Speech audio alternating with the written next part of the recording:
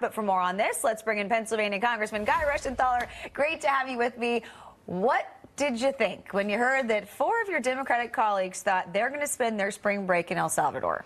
Well, I'm so happy this is going on because it shows the juxtaposition between the Democratic Party and the Republican Party. So if the Democrats want to take these trips and they want to get behind gang members in El Salvador, then that's great because it shows the American people where their priorities are. And Charlotte, I just want to say this. These are the same politicians that refused to clap for angel moms during the State of the Union. These are the same Democrats that don't have any of the same vigor for this MS-13 gang member that's in El Salvador as they do for the hostages in Israel. So it's quite amazing where their priorities lie. So the more they want to go down to El Salvador, the more they want to get behind dangerous gang members. Do it, because we have another election coming up in 26. I don't think this will play well for them. Yeah, you know, you mentioned where their priorities lie, and you're talking about like Senator Van Hollen here, and he's a senator from Maryland, the state where Rachel Morin was brutally raped and murdered. We had her mother on the show last week. She said he's never reached out to her, nor have any of these Congress members reached out to her, but instead they're spending their time for this man. Does that shock you? No, because the Democrats have long ago abandoned everyday Americans, and they have totally forgotten about the rights of victims. It's the Republican Party that's for protecting our own citizens. It's our party that's for the rights of victims. We're for law and order. They've given that platform up 10 years ago.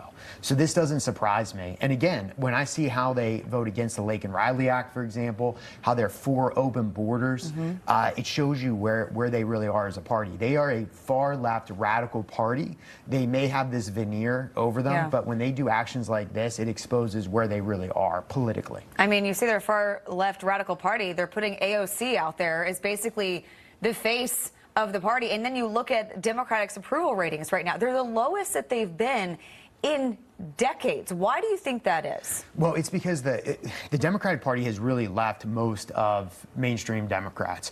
Those mainstream Democrats are now like the Reagan Democrats from before. They're really now Trump Democrats. So the working class voters are coming over to the Republicans in droves. Just in Pennsylvania, our registration has increased like 300,000 just in Pennsylvania. So they have taken a party of being the party for the credentialed class or the ruling elites, however you want to describe it, but really the party of college-educated, affluent voters. That's not the majority of America. So the more they shift with what I would call luxury beliefs, like the belief that everybody should drive an EV, even though typically you're making well over $100,000 if you have an EV. Defund the police when they live behind gated communities or they have bodyguards, etc.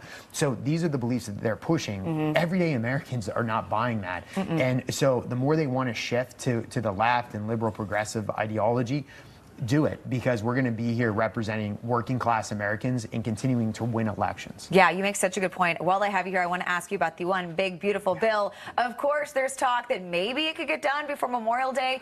Time's a ticking. We've got to get it passed. We've got to get it passed quickly because you need to have economic gains take place leading into 2026 in the midterm elections.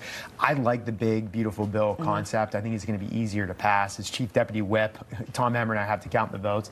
And I think that we can get the package done. Now, what the package looks like, it's still very fluid, but I do believe that we are going to be able to get the package done, make sure we enact President Trump's agenda. He's got a mandate. 77 million Americans voted for him. We can't get in his way. So we need to get this bill done so we can accomplish his priorities. Guy Reschenthaler, always a pleasure. Come back anytime. Thanks you so much. Thank you. Appreciate it. Stay with us.